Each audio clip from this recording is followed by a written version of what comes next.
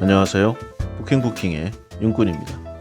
네, 오늘 세계적인 석학 폴 케네디 교수의 강대국의 흥망, 이 책을 한번 이야기해 보도록 하겠습니다.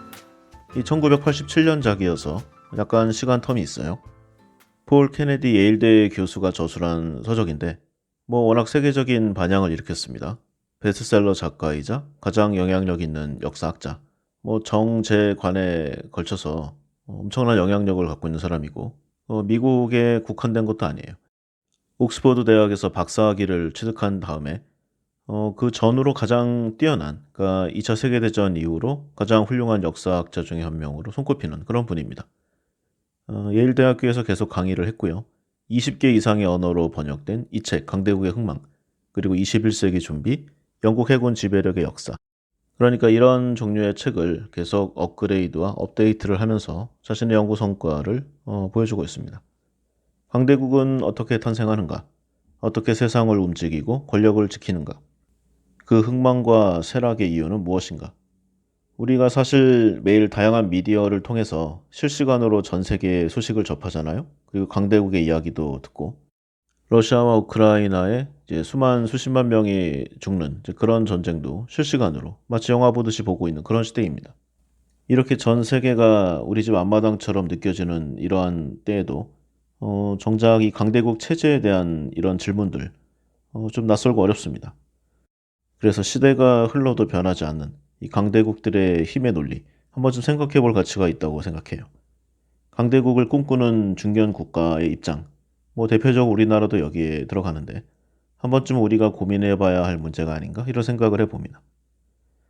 이 책의 이제 기본 내용이 1500년대경부터 한 1980년대까지 이 강대국의 정치, 그리고 경제적인 대두, 그리고 쇠락, 이런 이유를 찾는 책이에요. 여기서 폴 케네디 교수는 이 강대국의 국력이 오로지 다른 나라와의 비교를 통해서만 정확하게 파악하는 게 가능하다, 이렇게 말을 하고 있는데 여기서 이제 그 사례들이 이 사람의 의견을 뒷받침해주고 있죠.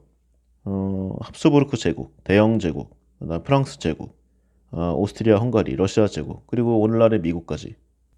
각 시대와 국가별로 상황과 환경은 다르지만 사실 그 본질은 비슷합니다.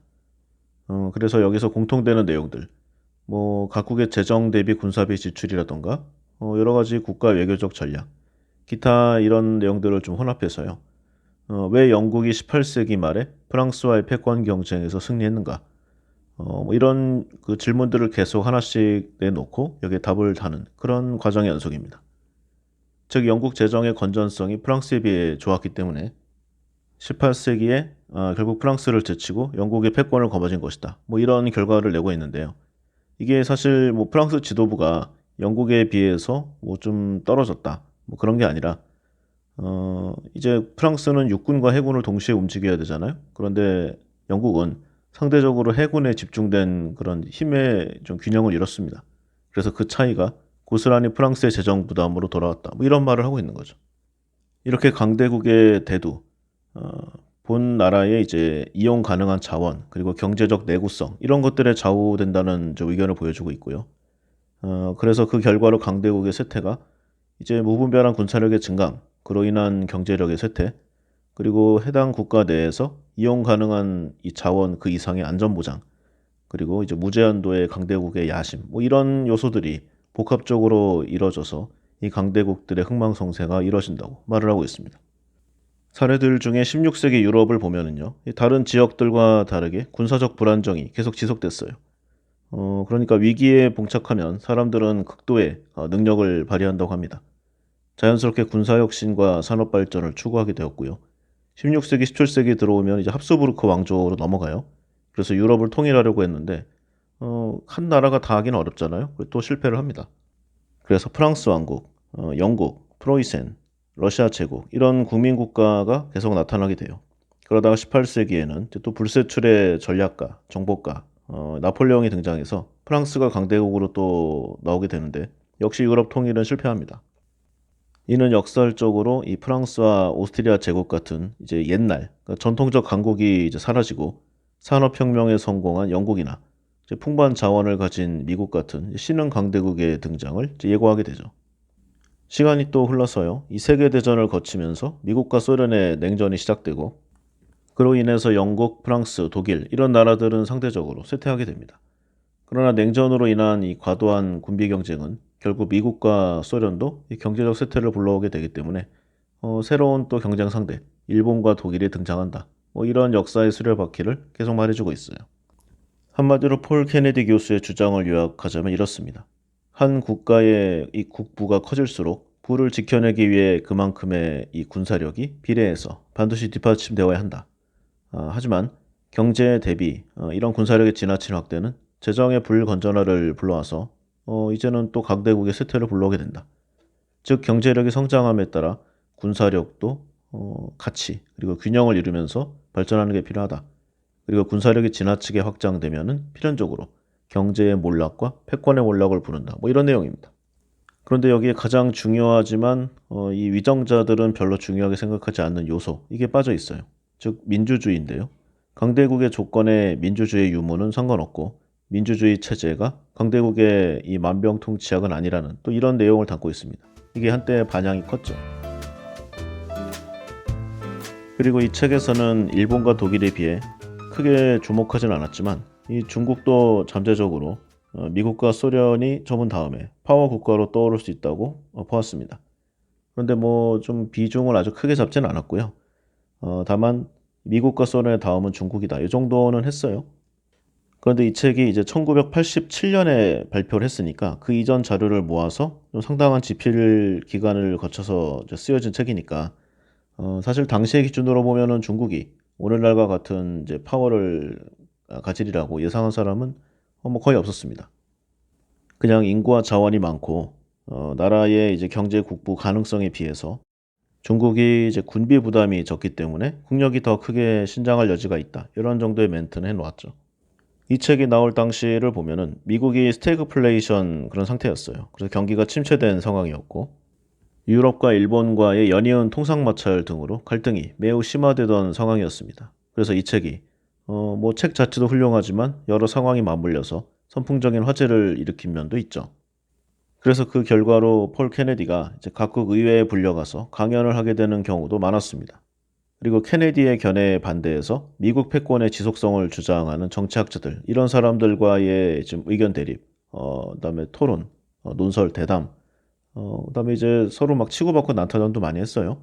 예를 들어서 세뮤얼 헌팅턴이나 뭐 조지 프나 이런 사람들이 있었는데 서로 다 윈윈했습니다. 엄청난 판매 부수를 올렸죠. 그래서 당시 이제 미국 대선 그리고 각국의 이제 대통령과 이제 뭐 선거를 할 때 각 영향력 있는 후보들이 미국이 쇠퇴하고 있다는 폴 케네디의 주장이 틀렸다는 것을 내가 증명하겠다. 뭐 이런 식으로 이 사람을 찝어서 말하는 게 유행이었습니다. 그 정도로 제 인문학의 대표, 그다음에 국제 정세의 대표적인 학자 이렇게 좀 추앙을 받았죠. 그래서 1980년대 이후로 엄청난 영향력을 가진 책이었는데요. 오늘날 보면은 생각보다 그 좀 네임 밸류가 약하죠? 왜 그랬는가? 1990년대 이제 이후로 들어오니까 이 책이 이제 잘 안 맞아요. 당시의 상황이 폴 케네디의 예언과 좀 반대 방향으로 가는 내용이 많았습니다. 이 책에서 보면은 일본이 곧 미국을 제치고 제1의 강대국으로 우뚝 설 가능성이 크다. 뭐 이런 전망을 했거든요. 예, 어림도 없는 얘기였죠. 그리고 케네디가 이 책을 집필할 당시에 보면은 일본의 기세가 엄청났던 것은 사실이었어요. 그리고 많은 사람들이 일본의 미래를 매우 긍정적으로 보는 것도 있었습니다. 부정적으로 묘사하는 사람도 있었지만 상대적으로 소수였죠. 당시 전 세계 제조업을 아주 휩쓸고 있었고요. 오늘날 우리가 좀 국가의 기관 산업으로 생각하는 반도체, 디스플레이, 전자, 중공업, 조선, 그리고 상사무역으로 대표되는 자원과 식량까지, 거기다 금융도 더해서요. 전 세계에서 일본의 머니파워를 이겨낼 수 있는 나라는 없어 보이는 그런 상황이었습니다. 그런데 이 정도까지 오면 이제 미국이 가만두지 않겠죠? 플라자 합의라는 우리가 보기에는 아주 시원하지만 일본 입장에서는 말도 안 되는 그런 조치가 취해집니다. 플라자 합의가 1985년인가에 있었죠? 그러니까 이 책이 나올 때 이미 이 내용은 알고 있었습니다. 그런데 플라자 합의가 있더라도 그 이후에 몇 년 동안 일본이 역사상 최고의 버블을 기록했어요. 그러니까 일본의 뭐 몰락이라고 하긴 그렇고 영향력이 떨어진다는 걸 예상하기는 어렵습니다.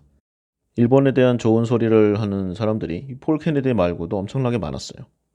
어쨌든 이 케네디가 예상한 바는 반대로 일본은 1990년대 이후로 예전에 비해서는 확실히 내리막길로 들어섰습니다. 그리고 2020년대 이후의 시점에서 보면은 미국은커녕 중국에도 밀리는 상태가 되었고 일부 분야에서는 대한민국에도 밀리는 일본 입장에서는 상당히 굴욕적인 그런 상황까지 벌어지고 있어요. 그리고 케네디가 미국의 쇠퇴를 예언했지만 미국은 이제 구소련의 몰락과 함께 IT 경제가 이제 부흥이 됐죠. 그래서 국가 혁신에 성공하면서 케네디의 예언과는 정반대로 2000년대 이후 세계 유일의 초강대국 노릇을 하고 있습니다. 이때 나온 이제 폴 케네디의 이제 반대. 일본계 미국인 학자죠. 프랜시스 후쿠야마, 역사의 종언. 이 책에서 후쿠야마는 미국의 이념은 승리했고 이제 미국의 패권은 영원할 것이라고 보았습니다. 그래서 미래에는 미국의 패권에 도전할 나라는 없는 것처럼 보였죠. 참고로 폴 케네디는 이 소련 붕괴 예측도 실패했습니다. 그래서 여기에서도 또 마이너스 점수를 받았죠. 뭐 이런 내용으로 이 강대국의 흥망이 한동안 좀 흘러간 책 이런 취급을 받았습니다. 하지만 미국도 뭐 여러 가지 좀 외부 내환이 있었잖아요. 전쟁이 계속 일어났고 2008년도에는 이제 금융위기, 서브프라임 모기지 사태 때문에 상당히 휘청거리기도 했습니다. 그래서 미국에서 어떤 큰 위기가 있을 때마다 이 폴 케네디의 저작이 계속 좀 불러서 나오는 그런 일들이 많아요. 그리고 2010년대 이후로 보면 이제 중국이 계속 팽창하고 있잖아요. 미국이 확실히 힘이 조금씩 빠지는 건 사실입니다. 물론 오늘날도 미국은 엄청납니다. 미국이 금리 인상이라는 재채기를 한번 했더니 세계가 독감에 걸렸죠. 그래서 미국이 이제 최고 전성기에 비해서 힘이 살짝 빠진 듯한 느낌은 있지만 아직도 전체를 컨트롤하기에는 충분하다. 그리고 특정 부분에서는 예전보다 그 영향력이 더 커졌다. 뭐 이렇게 볼 수 있겠습니다. 자, 기본적인 내용이 이렇고요. 그러면 이제 본문 내용을 한번 보도록 하겠습니다. 먼저 스페인 이야기부터 시작해 볼게요. 16세기 초에 이제 카를 5세 시대인데 이때 스페인이 예전 한창 때 로마보다 더 넓은 영토를 보유했습니다. 본토 지역과 이 합스부르크 가문의 영지, 그리고 오늘날의 독일과 오스트리아, 네덜란드와 벨기에를 포함한 이 저지대 국가, 그리고 이탈리아 반도의 절반, 이 모두 이 카를의 영토였습니다. 엄청났죠? 미국의 식민지도 사실상 이제 그 사람의 것이었어요. 그래서 카를의 아들 펠리페 2세 때는 저 멀리 필리핀까지 손에 넣는 이제 기염을 토했습니다. 그리고 스페인이 전쟁이 아닌 결혼과 상속, 외교를 통해서 상당히 스무스한 방법으로 여러 나라를 자신들의 세력 범위 안에 편입시키는 그런 묘수를 뒀죠. 당시에 스페인을 보면은 이제 오늘날과 같은 중앙집권 국가가 아니라요. 여러 나라가 황제 개인을 중심으로 좀 연합체, 좀 느슨하게 결합한 이 복합 왕국의 체제를 구사했다고 할 수 있습니다. 영토를 확장하는데 상당히 이제 유리한 체제라고 할 수 있죠. 예전에 우리나라 이제 고려 태조 왕건 같은 경우에도 이제 지방 호족들과 일일이 다 싸울 수가 없었어요. 물론 한 명 한 명은 이길 수 있겠지만 한 서너 명만 연합을 해도 누가 이길지 모르는 거니까 이 전부 다 이제 정략 결혼으로 우리 편으로 끌어들였습니다. 나중에는 이게 또 큰 문제가 됐지만 일단 당장의 저 미봉책으로는 괜찮았죠. 마찬가지로 스페인도 이런 방식을 계속 취하니까 이 재정 자원을 관리하고 동원하는데 좀 한계가 있었어요. 다만 영토를 당장 넓히기에만 좋은 방법이었는데 하나의 재정 체제도 없고 뭐 통일된 이념도 없고 나라에 뭐 큰일이 있어서 돈이 필요할 때마다 그때그때 해당 지역의 뭐 왕족, 귀족 오늘날로 말하면 이제 기득권 엘리트층과 갈등하고 타협하면서 이제 문제를 해결하는 방식을 취했습니다. 군사력을 가진 영주들이 이 농노들로부터 경제적 잉여를 강압적으로 뽑아내는 이 봉건적 질서의 바탕을 두고 있었죠. 그래서 시간이 갈수록 이 하층민들은 더욱더 괴로워지는 악순환의 연속이었습니다. 그리고 시간이 흘러서 결국 스페인은 수차례 파산을 거듭하게 돼요. 왜 그런가? 가장 큰 이유는 종교에 대한 집착이었습니다. 이 중에서도 가장 결정적인 사건이 이제 아람브라 칙령이라는 건데 이게 1492년에 일어났거든요. 당시에 스페인 경제에 이제 유대인들이 강력한 힘을 행사했었어요.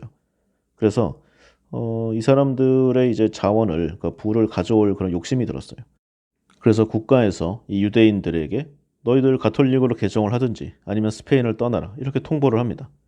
종교개혁을 저지하길 바랐던 이 카를이 다른 국가들과 갈등하고 이제 전쟁까지 불사하는 그러니까 이 모든 것들이 좀 연결되어서 유럽에 이제 전쟁의 양상이 일어납니다.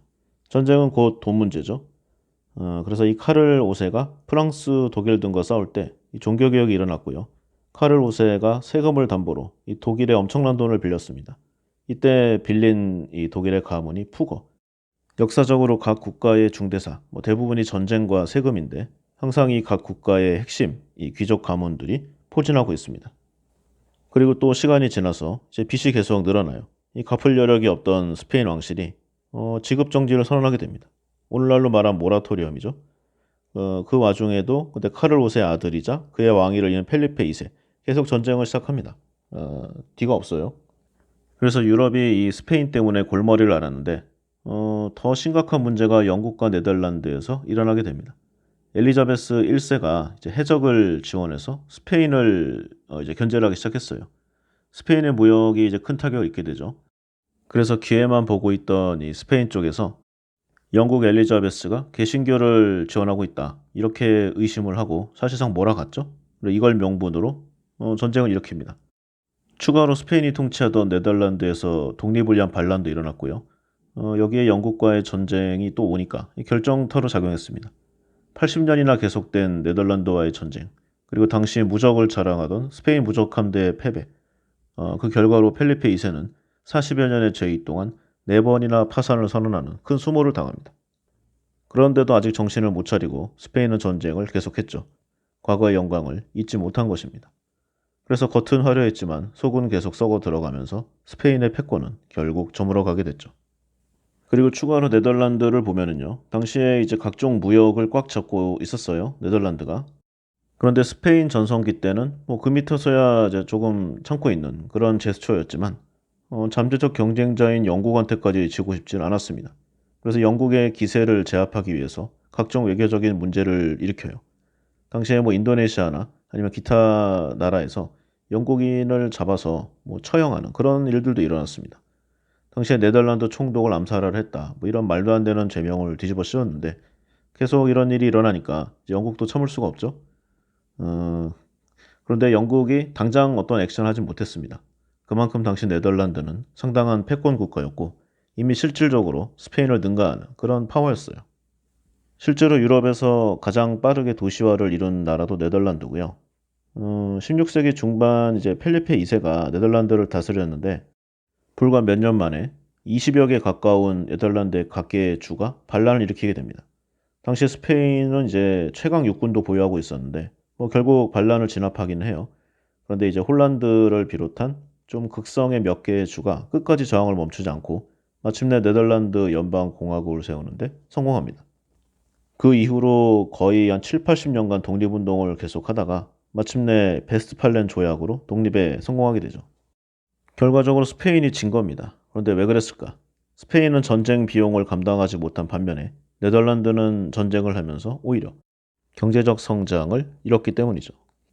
지금도 그렇지만 예전부터 네덜란드는 해운의 강국입니다.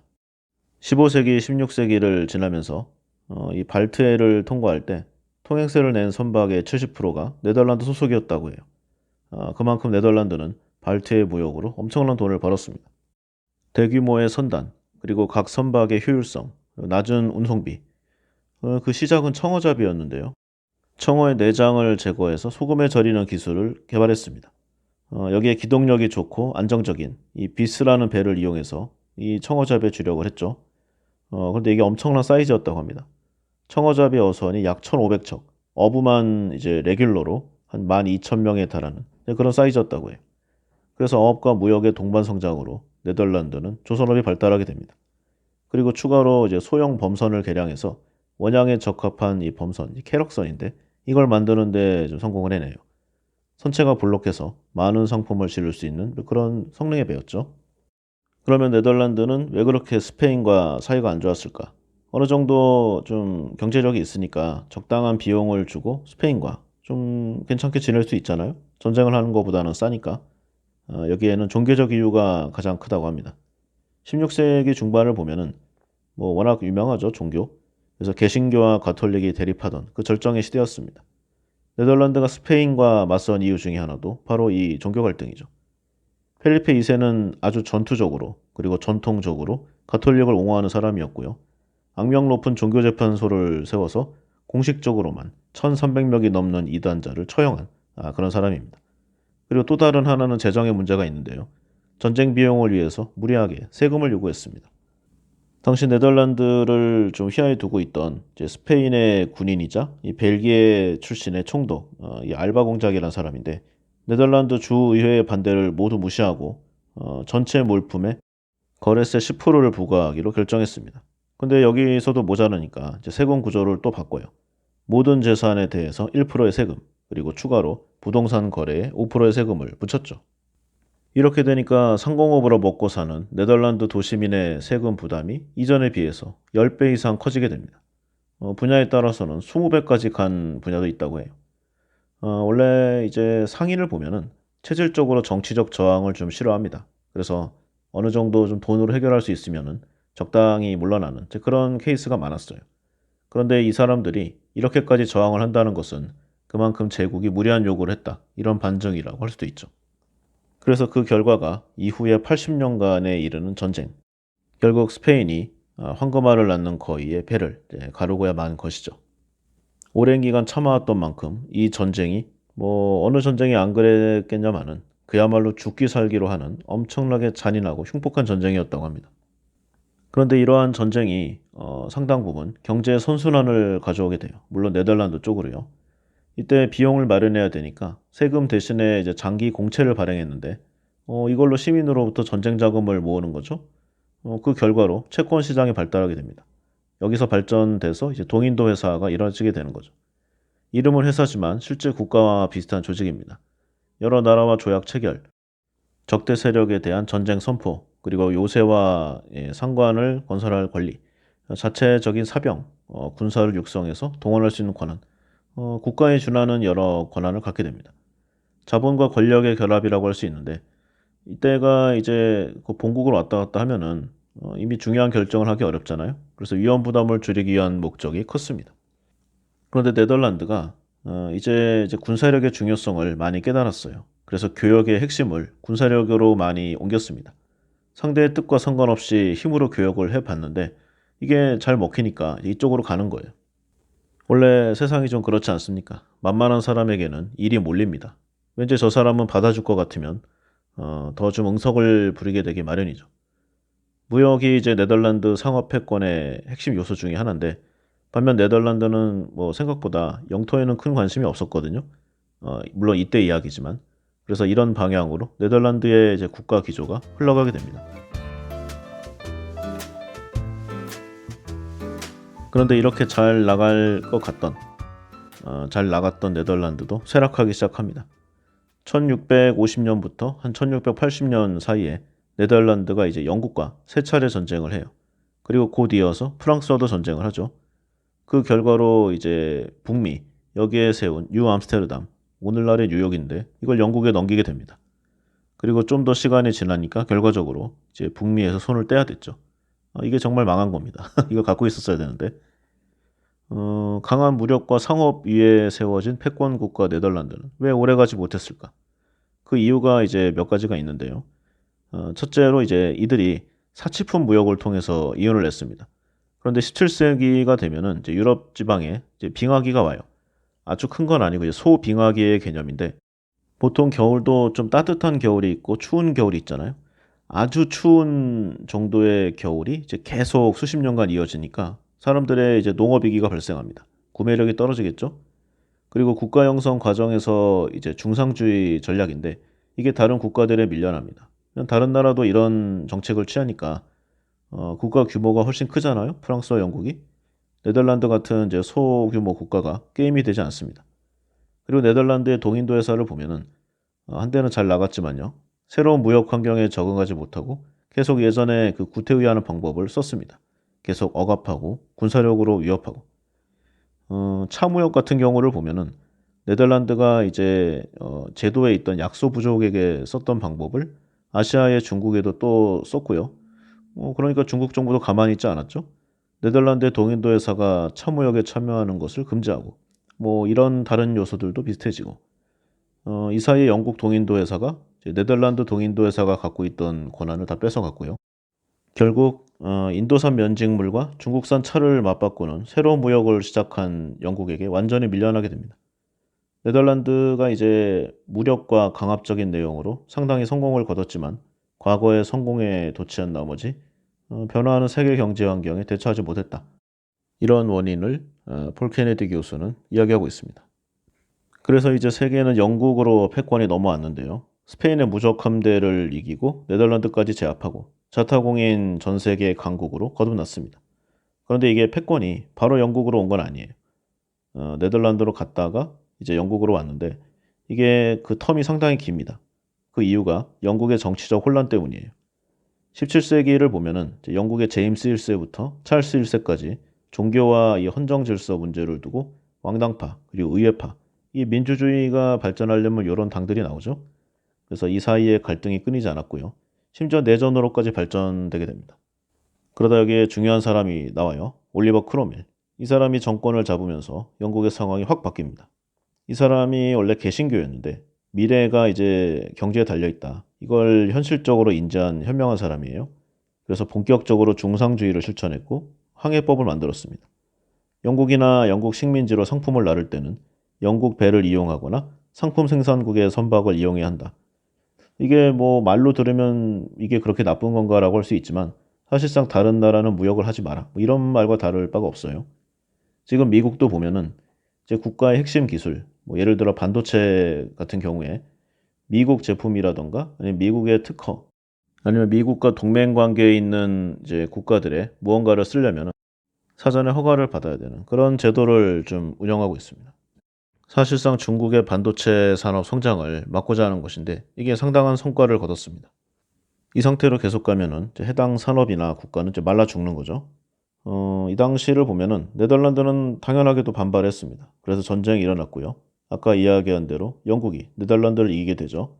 그래서 뉴욕 지방을 빼앗고 본격적으로 더욱 크게 해군을 키워서 해운업에 관심을 갖기 시작하게 됩니다.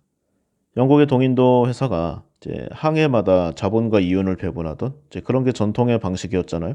그러니까 이거를 버리고 자본을 계속 유지하는 그러니까 오늘날로 말하면 이제 주식회사의 모습을 갖추게 됩니다. 기존에 네덜란드가 꽉 잡고 있던 향료 대신에 면직물 산업에서 이제 국가의 미래를 발견하고 이쪽으로 전환하는 것도 컸어요. 특히 당시 인도산 면직물이 이제 캘리코 이게 상당히 가볍고 습기도 잘 흡수하고 내구성도 좋았거든요. 빨아도 색이 변하지 않고 모양이나 문양도 다양해서 당시 유럽의 폭발적인 인기를 끌었습니다. 그리고 이러한 것들이 아까 이야기한 이제 중국과의 교역에서 이제 면직물 대 차 교환 여기까지 다 이어지는 거죠. 그래서 이 면직물 고역은 동시에 차 교역이 등장하는 계기가 됐고요. 모직물 업자들의 경우를 보면은 이제 인도산 면제품의 수입과 소비를 규제하는 조치를 내니까 면제품 대신 찾은 게 이제 바로 중국차. 이렇게 다 연결되고 순환해서 한 사이클로 몰리는 겁니다. 그래서 영국 사람들은 17세기 후반부터 이제 차를 마시는 습관이 이제 시작되었죠. 그리고 이제 점점 더 힘이 붙으니까 밖으로 시선이 가기 시작합니다. 17세기 초에 영국이 이제 북미 대륙에 관심을 갖기 시작하고요. 당시에 담배나 설탕 이게 다 플랜테이션 농업으로 일어났는데 이게 핵심이 노예 무역이잖아요. 그러니까 영국 상인이 당시 아프리카 회사를 통해서 노예를 대거 수입하면서 영국, 아프리카, 아메리카의 세 축을 잇는 삼각 무역도 개시하게 됩니다. 그러니까 돈을 버는 패턴이 이런 거예요. 당시에 이제 모든 것이 몰려있던 런던, 뭐 아니면 브리스톨, 리버풀 이런 쪽에서 배가 출발합니다. 쭉 가서 인도산 직물이나 아니면은 술, 총, 뭐 담배나 각종 제조업 제품을 싣고 서아프리카에 도착을 해요. 그래서 현지의 노예 상인으로부터 노예를 산 다음에 이제 아메리카로 갑니다. 그래서 북미 지역에서 노예를 팔고 설탕이나 커피, 염료 이걸로 배를 다시 채워서 영국으로 떠나는 이걸 몇 번만 반복을 하면은 그냥 뭐 배값이 바로 나오는 그런 상황인 거죠. 그래서 이 세 단계로 이뤄진 여정이 보통 한 차례에 한 1년 반 정도 걸렸는데 그래서 한 이후로 130, 40여 년 동안 이들이 실어 나른 노예가 300만 명을 넘었다고 합니다. 그중에 20% 정도는 병이나 자살로 죽었다고 하니까 전 세계에서 영국의 부를 위해 희생된 아프리카를 비롯한 세계의 피해가 얼마인지 짐작도 안 갈 정도입니다. 역사를 보면 그래요. 뭔가 엄청나게 나쁜 일이 일어났는데 누가 했는지 모른다. 그러면 대부분 영국을 찍으면 맞습니다. 어쨌든 이 노예 무역과 노예제는 영국이 이제 해가 지지 않는 나라 이렇게 불릴 정도로 누렸던 부의 근원이라고 할 수 있어요. 그래서 여기에 또 연결된 이 플랜테이션 농장의 지주 그 누구보다 부유함을 그러니까 부를 얻게 됩니다. 자본주의가 발전하면서 축적된 자본이 그 자체로 패권 형성의 요인이 되는 거죠. 이후 영국이 쌓은 이 자본은 군사력으로 전환되면서 이후에 패권을 얻는데 더 힘을 보태게 됩니다. 그리고 영국이 힘을 얻게 된 또 하나의 이유, 이제 외부에서 가져온 자원도 물론 크게 도움이 됐고요. 또 하나는 산업혁명이 컸죠. 왜 영국에서 산업혁명이 가장 먼저 일어났을까? 일단 노동자들의 이동 때문이라는 말이 큽니다. 이제 당시가 여러 이유로 토지 소유권을 잃은 노동자들이 일자리를 타자 이제 도시로 몰려요. 영국 노동자의 임금이 당시 다른 나라보다 한 3배쯤 비쌌다고 하는데 기업가나 이 자본 입장에서 보면은 이윤을 내려면 노동 비용을 줄여야 되잖아요. 그래서 이 점이 산업혁명이 일어난 원인 중에 가장 큰 요소로 작용했다고 합니다. 면직물 공장을 보면 이제 가장 노동 집약적인 산업이잖아요. 여기에서 가장 폭발적으로 혁명이 일어났다.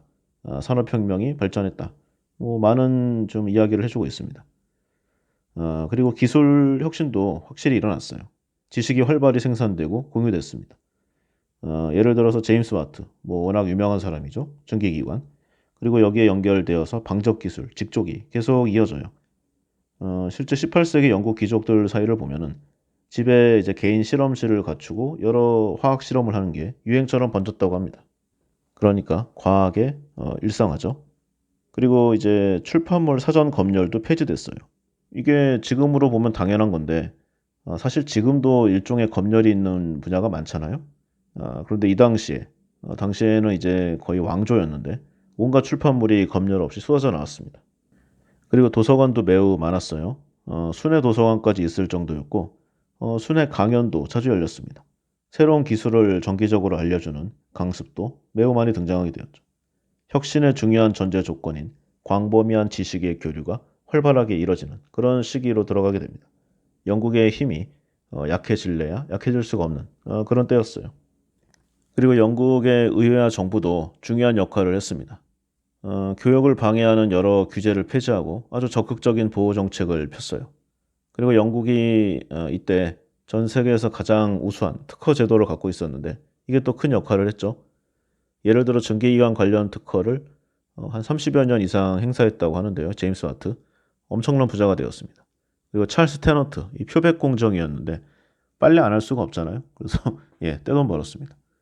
그리고 중요한 또는 필요한 기술에 상금을 걸고 독려를 했고요. 오늘날로 말하면 이제 국가 지원책이라고 할 수 있죠. 그리고 또 많아요. 뭐 역직기, 에드먼드 카트라이트 유명하죠. 그리고 방적기는 세뮤얼 크롬턴, 제지기는 이제 헨리.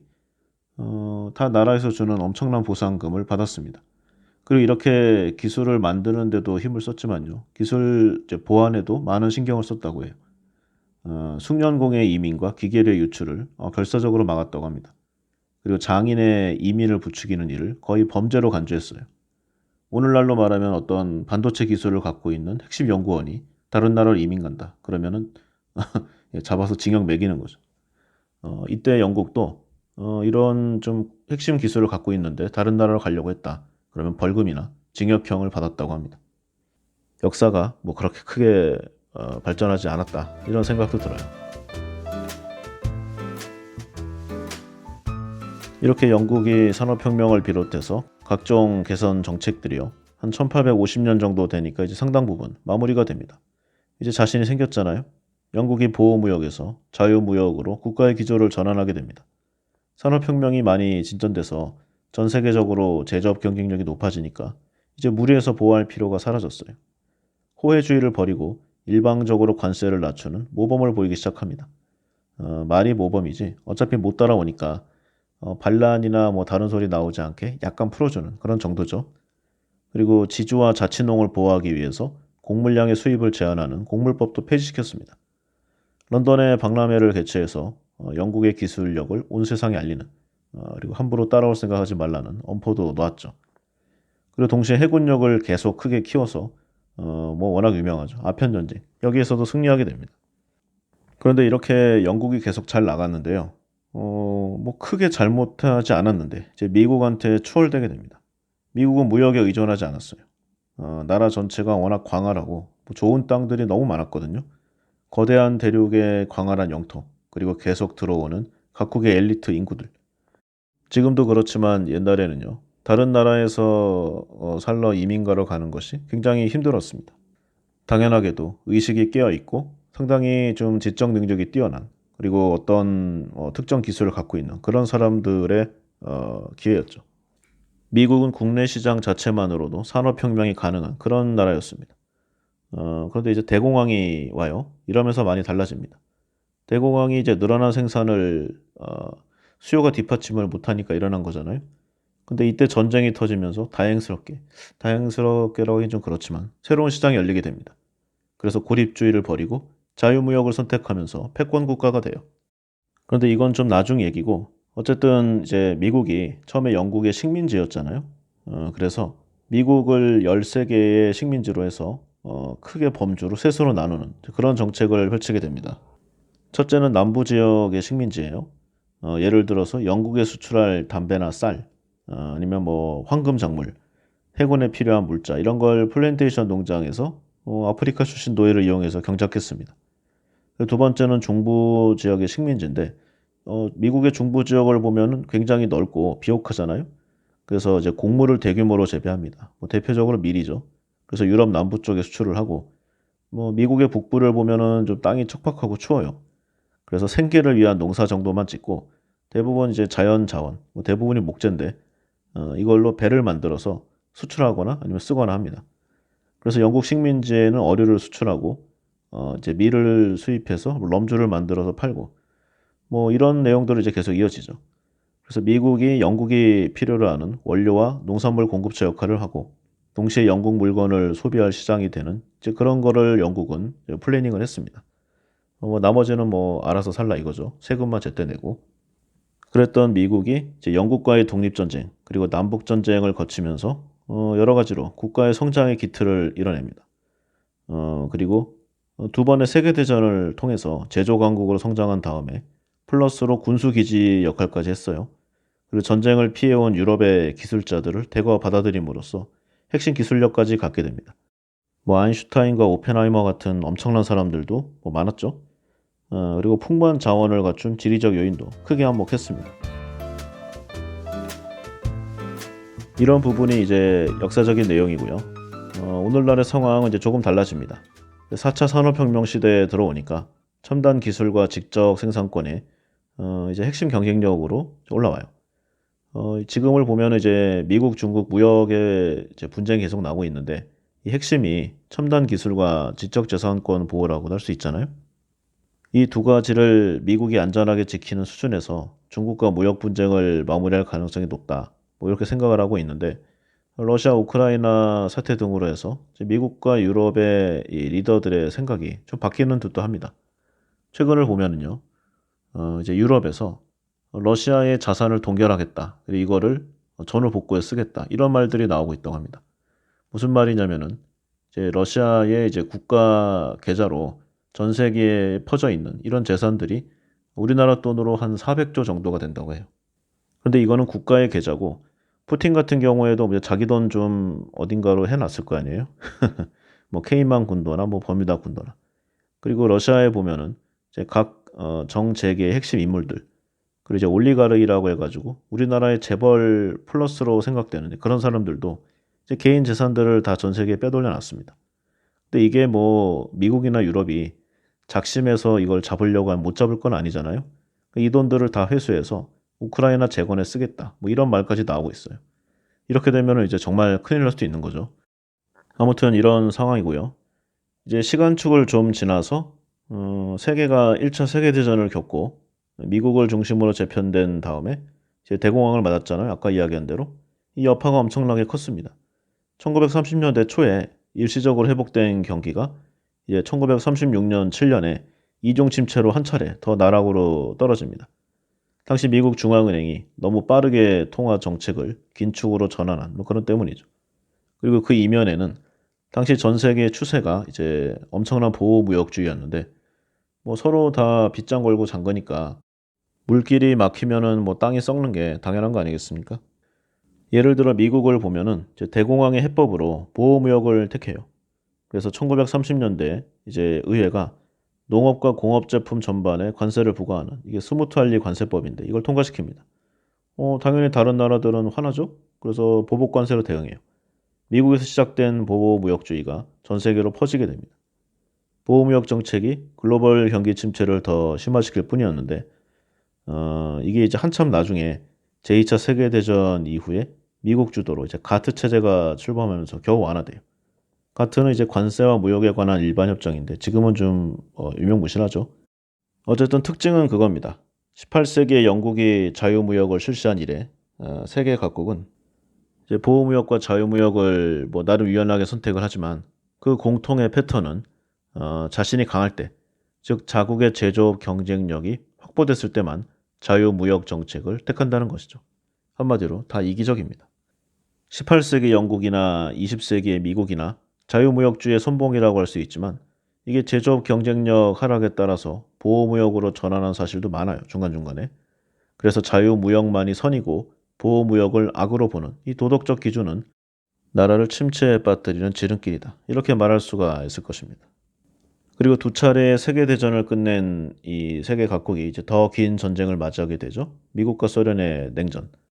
옛날 스페인부터 시작된 그러니까 한 500년 전에도 무역을 지배한 국가가 세계 패권을 차지했죠. 오늘날에 들어서도 유효합니다. 그러니까 이때의 냉전은 곧 무역전쟁이었습니다. 가트를 통해서 자유무역 체제를 도입한 미국은 당시 소련과 동유럽 등의 이 사회주의 진영을 가트에서 배제합니다. 미국이 자국과 이 동맹국이 가진 기술에 소련 이전을 적극 봉쇄하는 그런 내용이었죠. 여기에다가 1949년에 미국은 영국과 프랑스, 서독 등 17개국과 사회주의 진영의 무역 규제를 목적으로 한 국제기구 코콤인데 여길 또 추가로 설립합니다.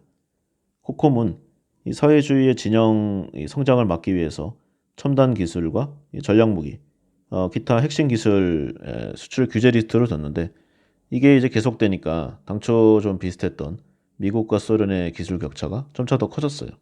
그리고 외교 정책도 추가합니다. 미국은 소련 붕괴 계획의 일환으로 저유가 정책을 펴요. 우방국인 사우디아라비아를 통해서 산유량을 증대했고요. 전략 비축유 계획도 축소하는 등 이 유가 하락을 위한 모든 노력을 폈습니다. 왜냐하면 유가가 높아지면은 이 러시아가 그냥 앉아서 떼돈 버는 거잖아요. 이걸 막아야 됩니다. 그래서 미국이 계속 푸시를 하니까요. 하루 평균 한 350만 배럴 정도를 생산하던 사우디아라비아가 이 소련이 붕괴하던 1991년에는 거의 900만 배럴까지 계속 증가를 하게 됩니다. 무역 분쟁이 유가 담합으로까지 번졌던 사례인데 이 미국과 소련 간의 패권 경쟁이 40년 가까이 이어지는 그런 일이었어요. 소련 쪽이 이렇고요. 이제 일본이 이제 미국의 무역 패권을 상당 부분 위협했던 엄청난 경쟁자였죠. 미일 무역 초반에 보면은 일본 방직 제품과 화학섬유 제품이 미국 시장을 그야말로 강타했다. 이런 표현도 부족하지 않습니다. 1970년대 들어서면은 이제 자동차나 TV 이런 고부가 가치 제품들이 그러니까 일본산이 미국 시장을 완전히 점령했어요. 미국은 1971년에 제2차 세계대전 이후 처음으로 무역 적자를 기록했을 정도입니다. 미국 무역 적자가 지금은 뭐 너무나 당연하게 생각이 되지만요. 당시 미국 국민들이 느낀 위기감은 엄청나게 컸다고 합니다. 이게 나중에 무역 전쟁을 촉발한 계기가 되죠. 그래서 미국과 일본 간의 무역 분쟁이 시작되는데 이제 1970년 정도 되면은 미국의 의회 차원에서 무역 적자를 계속 불평을 하는 그런 말들이 나옵니다. 그러다가 이게 심화되니까 1988년에는 유명하죠. 슈퍼 301조. 이 제도로 이제 각국을 압박하기 시작합니다. 예전에 가트 체제 하에서 일본 견제에 실패한 미국이 이제 환율 전쟁이라는 마지막 카드를 들어서 이제 나온 게 플라자 합의죠. 플라자 합의가 이제 일본 제조업 경쟁력을 완전히 꺾어버립니다. 그러니까 일본 기업들도 살아야 되니까 환율 손실을 피하기 위해서 아시아 등지로 제조 공장을 이전해서 일본의 공동화 현상이 일어날 정도였어요. 그런데 일본이 여기서 상당히 좀 악수를 둡니다. 플라자 합의 이후에 경제 모델을 이제 내수 주도형으로 전환하고자 확장적으로 통화 정책을 시행했는데 이게 경제에 엄청난 부작용으로 작용하게 됩니다. 버블이 꺼져버린 거죠.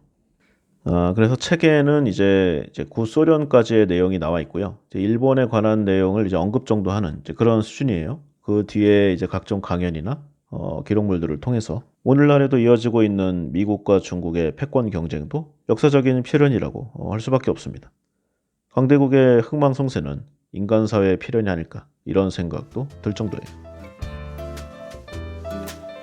자, 이렇게 책에 나온 내용을 기본으로 해서 이 강대국의 흥망 이야기를 한번 해봤습니다. 지금부터는요, 오늘날의 강대국이죠. 미국과 중국, 서양 세력과 동양 세력, 그리고 화교와 유택의 자본. 결과적으로 신구의 대결인데 강대국의 흥망이라고 하면은 이 미국과 중국의 이야기까지 마무리를 해야 되지 않나 이런 생각으로 경제와 테크가 가장 복합적이 된 이 반도체 전쟁의 스토리를 한번 이야기해 보도록 하겠습니다. 중국의 반도체 굴기, 뭐 워낙 유명한 내용이잖아요. 시진핑이 대놓고 이야기를 했습니다. 반도체는 국가의 심장이다. 그래서 2025년도까지 중국에서 모든 것을 생산해서 이 반도체 자급률을 70% 이상까지 올려라. 이 내용을 국가 과제 제1번으로 천명했습니다. 그런데 이때가 한 2014년, 15년에 처음 이 얘기를 했는데요. 당시 중국의 반도체 자급률은 약 6%. 아직 갈 길이 멀죠. 당시 기준으로 중국이 세계 1위의 반도체 소비국이었지만요. 뭐 유명한 회사들이죠. TSMC, 삼성전자. 여기에 전반적으로 수입에 의존하고 있었습니다. 그래서 2020년도가 넘었는데 중국 반도체 자급률이 이 해당 연도의 목표치인 40%, 여기에 반도 안 되는 이제 15% 정도에 머물렀어요. 그리고 2025년이 되더라도 시진핑이 이렇게까지 돈을 쏟아붓고 모든 지원을 해줬는데, 그리고 이제 국가 넘버원이 이렇게까지 밀었는데 성과가 이거밖에 안 되느냐. 많은 징계와 형벌이 있었다고 합니다. 그 비용을 보면은 2020년에 중국이 소비한 반도체가 약 1,400억 달러. 이 중에서 중국이 자체 생산한 반도체는 약 220억 달러 정도였다고 합니다. 그러니까 뭐 택도 없죠. 그런데 원래 목표치에는 좀 미달하는 게 보통이니까요. 5년 정도 만에 한 16%까지 올라왔다. 그러면 기존의 6%에서 10%가 더 뛴 거잖아요. 이 정도면 괜찮게 하지 않았느냐라고 할 수 있는데 실상이 좀 다르다고 합니다. 바로 이 중국이 생산한 220억 달러 안에는 SK하이닉스, 삼성전자, TSMC 이런 회사들이 중국의 반도체 웨이퍼 공장을 설립한 다음에 여기를 오퍼레이팅해서 생산된 물량이 한 140억 달러인데 이게 포함되어 있다는 거죠. 그러니까 완전 오리지널 실제 중국 기업이 만든 반도체는 약 80억 달러 여기에 불과하다는 겁니다. 그러니까 그대로 6%죠. 그런데 좀 이상하죠? 아무리 반도체가 전 세계에서 핵심 기술이고 어려운 분야라고 하지만 중국도 이 제조 강국이고 설계 능력도 상당한데요. 뭐 인공위성도 쏘고 우주 로켓도 만드는 나라가 반도체를 못 만드는가? 여러모로 이상한 부분이 있습니다. 근데 여기에는 이유가 있는 게 미국이 계속 좀 디펜스를 잘하고 있는 그런 반증이기도 해요. 그 역사를 보면은요. 우리나라에 하이닉스 있잖아요. 이 하이닉스가 원래는 현대전자였는데 이게 좀 사업이 휘청거리면서 회사가 부실화됐어요. 그래서 비주력 사업을 매각을 했는데 여기 현대전자 LCD 사업부에서 분사한 회사가 하이디스. 이게 중국으로 넘어가서 이 징둥팡 그룹이란 곳에 흡수가 됐습니다. 이게 2002년인가 그랬는데요. 그때 한창 월드컵 시즌이었으니까 당시 기준으로 한 3,500억 원, 4천억 정도의 이 회사를 인수한 다음에 LCD 패널과 평면 디스플레이 생산 라인을 확보했습니다. 그리고 핵심 인력들을 모조리 중국으로 데리고 간 다음에 LCD 공장을 바로 세워요. 그런데 원래 공장을 짓는 게 핵심 기술입니다. 그래서 모든 노하우를 다 가져간 다음에 하이디스의 경영권을 포기한 다음에 법적 구조조정을 해서 그냥 버려버려요. 쉽게 말해서 먹튀죠. 그리고 중국 공장을 보면은 워낙 낮은 인건비와 정부 지원으로 가격 경쟁력을 확실하게 확보했잖아요. 그 내수의 기본 쿼터도 사주고. 그래서 한국의 기술력을 뽑아가서 만들어낸 이 회사가 현재 BOE인데요. 전 세계 LCD의 1위를 차지하고 있습니다. 중국은 항상 이런 식이에요. 그래서 한번 맛을 보니까 이제 반도체에서도 이 LCD 때의 이 과거의 영광을 재현하려고 합니다. 근데 역사가 무섭죠? 아까 그 네덜란드의 사례를 한번 다시 상기해 보면은요. 계속 시간이 지나도 예전의 방식을 고집하다가 결국 영국에게 추월당했잖아요. 패배하고. 물론 다른 이유도 있지만 여기서 중국도 비슷한 좀 착오를 실수라고 하기에는 뭐 좀 미국의 공격이 좀 셌다 이렇게 할 수 있겠지만 여기에 직면하게 됩니다.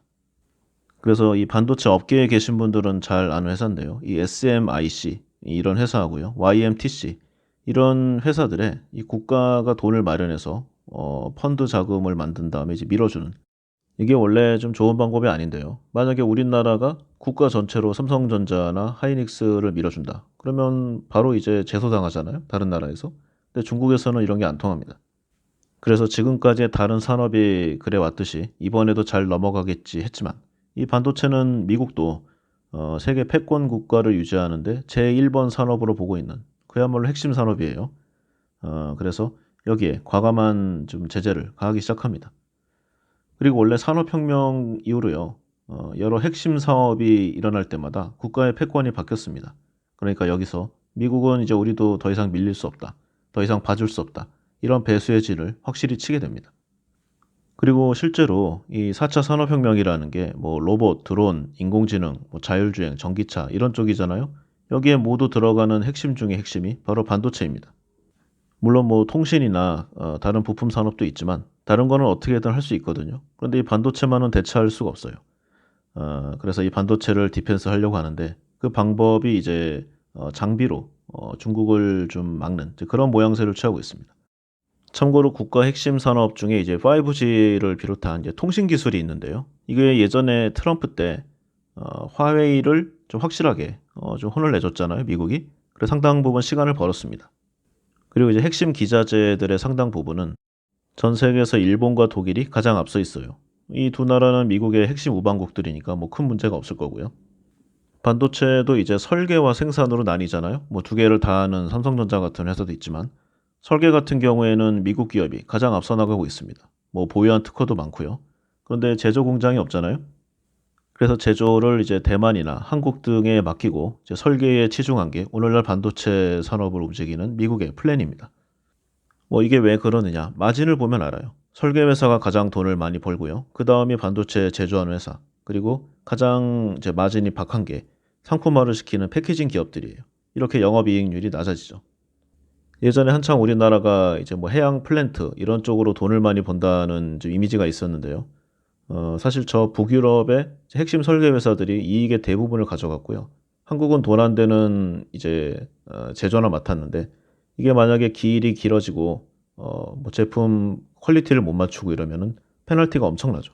결과적으로 한국의 이 중공 회사들이 엄청난 데미지를 입었습니다. 어쨌든 이 반도체를 다시 이야기해 보면은요. 이 마지막 단계의 패키징은 이 중국의 기업들이 일부 하고 있었어요. 워낙 노동력이 중요하니까 미국이 여기까지 맡기는 좀 어려웠거든요. 그런데 이 패키징 기업들이 이제 상품화를 하다 보니까 점점 제조 기술이 늘어요. 그래서 우리가 이제 제조까지 하겠다. 그리고 설계에는 원래 중국의 인적 자원이 워낙 훌륭하고 뭐 사화도 되고요. 핵심 회사들을 아니면은 좀 해킹으로 빼오는 경우도 많고 이것 때문에 뭐 문제도 많았지만 근데 반도체를 보면은요. 예전에는 설계가 핵심이었습니다. 워낙 이 기술이 발전이 빠르고 이게 모방하기가 어려웠거든요. 핵심 중에 핵심이었으니까. 그런데 이제 기술이 나올 만큼은 다 나왔습니다. 물론 뭐 최고위는 뭐 미국을 비롯한 그런 쪽이지만 항상 최고의 기술력이 들어가는 제품만 필요한 건 아니잖아요. 조금 비용을 많이 들이면은 그 아래 단계에서도 충분히 원하는 퀄리티를 뽑아낼 수 있습니다. 단가가 좀 안 맞을 수 있지만 뭐 내가 생산해서 내가 쓴다. 그러면은 다른 나라에 마진 주는 것보다는 쌀 거 아니에요? 그래서 제대로 된 장비와 이 머니 파워만 있으면 이제 뒤에 시작한 사람들도 선발주자를 따라잡을 수 있는 그런 환경이 조성돼 있습니다. 그러니까 중국은 돈이 풍부하잖아요. 제대로 된 장비만 갖춰지면은 이제 중국도 반도체 생산할 만하다. 그런 분위기가 확실히 있었습니다. 그런데 반도체 생산을 보면은요. 전공정, 후공정으로 각 단계들이 나뉘어져 있긴 한데 모든 공정이 다 중요하겠지만 그 중에서도 이제 중요 오브 중요 공정이 바로 노광 공정입니다. 뭐 웨이퍼나 산화, 노광, 패키징 뭐 토탈 8개 단계를 거치게 되는데 이제 노광이라는 게 실리콘 웨이퍼가 있으면 이제 회로를 빛으로 새겨요. 그래서 반도체 설계도를 만드는 건데 가장 중요한 공정이 뭐 당연히 이거겠죠. 그래서 전체 생산 시간에 가장 많은 시간을 필요로 하고요. 비용도 가장 많이 필요로 합니다. 그래서 이 노광 공정을 수행하는 이 노광 장비가 핵심 중에 핵심이에요. 그런데 이 제대로 된 노광 이 장비를 만들 수 있는 게 전 세계에 이제 ASML이라는 이 회사 하나밖에 없습니다. 이 네덜란드 회사인데요. 이제 필립스하고 ASMI의 합작으로 이제 노광기를 생산하는 전문 회사예요. 원래는 물건을 파는 쪽이 을이고 사는 쪽이 갑이잖아요. 이 전 세계에서 팔면서 큰 소리를 치는 몇 안 되는 회사입니다. 이게 1년에 몇 대 못 만들어요. 그래서 각 나라의 대통령, 주석, 뭐 총리, 총출동해서 제발 우리나라에 기계 좀 팔아달라고 사정하는 이제 그런 기업입니다. 원래는 이제 인텔에서부터 시작된 이야기인데요. 이제 예전에 반도체에서 일본 업체들하고 원래 경쟁을 하고 있었어요. 지금은 한국이 이제 오퍼레이팅을 많이 하고 있지만, 그때 이제 미국의 인텔이 핵심 장비인 노광기를 생산해야 되는데, 그때 기술적으로 보면은 이제 일본의 캐논하고 니콘 쪽이 제일 좋았거든요. 가성비도 좋았고, 당시 미국 업체들을 쓰긴 좀 그랬으니까. 그런데, 지금은 중국이 가상적이지만요. 이때는 일본이었습니다. 그래서 미국과 일본의 반도체 전쟁에서 좀 벗어나 있는 이 네덜란드 기업 ASML을 선택하게 돼요. 그래서 이 회사가 인텔의 투자를 받아서 미국 기술을 받은 다음에 이제 미국 정부의 승인을 받아서 여러 업체들을 또 추가로 인수하고 그게 이제 몇십 년이 지나서 오늘에 이르게 된 겁니다. 그러면은 아니 반도체를 직접 만드는 것도 아니고 이 전체 공정에 들어가는 것도 아닌 일개 공정에 일개 제품을 만드는 회사 그냥 중국이 만들어 버리면 되는 것이 아닌가? 아니면은 뭐 다른 비슷한 회사를 사버리면 되는 것이 아닌가? 이런 생각을 할 수 있는데요. 이 최신의 초정밀 반도체를 만들려면은 이 공정에 이 기계의 성능 이상이 들어가야 되는데 이거를 만들 수가 없어요. 왜냐면은 여기에 들어가는 핵심 기술과 핵심 제품을 생산하는 이 모든 것들을 ASML이 이미 다 입도선매했습니다. 그러니까 돈만 준다고 사올 수도 없고요. 돈을 준다고 해도 업체 자체가 없습니다. 그리고 여기에 약간 전용해서 조금 떨어지는 기술력의 회사를 사온 다음에 업그레이드를 하면 되지 않겠느냐. 근데 그것 자체도 불가능해요. 그리고 심지어 이제 국가 전체가 나서가지고 이제 한 대를 사기로 했었습니다. 그런데 이게 좀 약간 스파이 전에 스토리가 될 수도 있는데 갑자기 불이 났어요. 그래가지고 중국으로 보낼 그 기계 한 대만 홀랑 탔습니다. 말이 안 되죠? 뭐 여러 정황으로 봐서 미국의 힘이 들어갔다고 할 수 있는데 일단 증거가 없고 이렇게까지 미국이 했으면은 중국이 여기다 뭔가 어필하면 이제 전쟁이에요. 더군다나 이때가 트럼프 대통령 때였으니까 뭐라고 말하면 바로 또 제재가 더 심하게 들어가거든요. 그 이전에 화웨이를 이제 눌렀던 것도 트럼프의 방법이 되게 거칠었어요. 바이든 대통령으로 오니까 방식은 상당히 세련되게 됐습니다. 그런데 지금도 각종 이제 좀 핵심 그런 루트에 다 함정을 파놨어요. 그래서 결과적으로 중국은 단 한 대의 이 ASML 노광기도 확보하지 못한 그런 상황입니다. 이렇게까지 나오니까 이제 중국도 열이 받았습니다. 좋다. 사오는 거 포기하겠다. 우리가 만들어야지. 그래서 아주 공격적으로 화웨이를 키워주고 있습니다.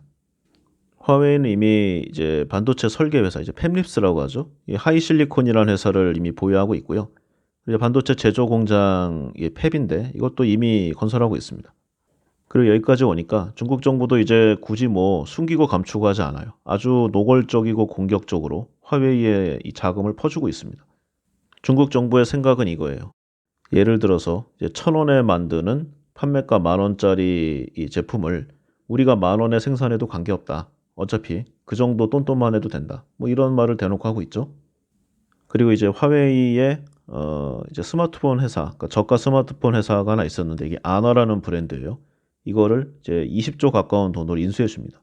이게 완전 적자 자본 잠식 회사였는데 이런 식으로 돈을 계속 퍼주는 거죠. 그래서 이 돈으로 전 세계의 핵심 반도체 인력을 몽땅 다 입도선매하고 있습니다. 그리고 시설 투자도 노광기를 제외한 거의 대부분 핵심 자산을 이미 다 확보했어요. 중국이 이렇게까지 나오니까 이제 미국이 또다시 제재를 추가합니다. 이제 일정 비중이 아니라 단 한 가지라도 미국 기술이 포함되면 수출 자체를 막을 수 있는 새로운 규제를 준비하고 있습니다. 그리고 이제는 미국 시민을 고용하는 것도 금지하고 있어요. 이건 좀 심하죠? 그런데 여기까지 나오니까 이제 중국이 이제 시진핑 주석의 명령으로 어떻게든 우리 손으로 반도체를 만들어낸다. 여기에 박차를 가하고 있는 상황입니다. 그런데 이렇게 미국과 중국이 싸우는 거는 뭐 국가 간의 패권 경쟁으로 이해할 수가 있습니다. 이 사이에서 이 두 고래 사이에서 낀 이제 ASML이 이제 불안해진 거죠. 새우의 어려움입니다. 현재까지야 뭐 만들기만 하면은 서로 물건을 달라고 하는 뭐 몇십 년 뒤까지 거의 이제 뭐 수요처가 빡빡하게 있지만요. 이게 또 상황이 어떻게 바뀔지 모르잖아요. 중국의 15억 인구에서 저 정도 금액으로 전체의 산업군이 저 반도체 하나를 밀어주니까 이제 불안해지는 겁니다. 언젠가는 만들어내지 않겠어요? 그래서 지금의 독점 체제가 깨지는 것을 굉장히 불안해하고 있는 ASML입니다. 그러니까 지금까지의 이 미국 우선주의, 미국 일변도의 정책을 약간 수정했어요.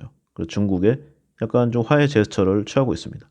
우리가 너희들에게 물건을 안 파는 게 설마 우리가 뭐 팔기 싫어서겠냐. 미국이 저렇게까지 하니까 우리도 힘들다. 뭐 그런 내용이죠. 그리고 중국은 이런 생각도 하고 있는 것 같아요. 그러니까 최신식의 제품 필요 없다. 예를 들어 100의 성능을 내는 어떤 제품이 필요하면은 지금까지는 100을 만들거나 아니면 100을 뛰어넘는 그 이상의 제품을 만드는 것이 이제 기술 향상의 목표였다. 그런데 이렇게까지 환경이 안 좋다면은 우리는 50 또는 30이나 20도 좋다. 그 여러 개들을 돈으로 때려 부어서 예, 그 이상의 성능을 맞추는 쪽으로 바꾸겠다. 그리고 상당 부분 지금 성과를 내고 있다고 합니다. 그리고 여기에 발맞춰서 미국은 현재 이 스펙다운 규제만으로 중국의 반도체 욕심을 막기가 어려우니까 또다시 새로운 규제를 준비하고 있다. 이런 식으로 서로 또 물고 물리는 대결을 하고 있어요. 결과적으로 미국과 중국의 이 반도체 전쟁, 이 패권 싸움, 역사의 반복이라는 생각이 들고요. 우리나라는 참 애매한 위치죠. 미국의 등에 탄 상태에서 중국과 악수를 한 이 손을 놓지 말아야 하는 그런 어려운 스탠스에 위치해 있습니다. 그야말로 고도의 외교적 판단과 능력이 필요한 때인데 작금의 상황을 보면은 그야말로 한숨과 아쉬움만이 나올 뿐이죠. 우리나라가 강대국이라고 할 수는 없지만 이 강대국들의 패권 전쟁에 항상 기출을 주목해야 하는 까닭이 여기 있다고 하겠습니다. 폴 케네디의 강대국의 흥망. 예, 오늘은 여기까지 하겠습니다. 감사합니다.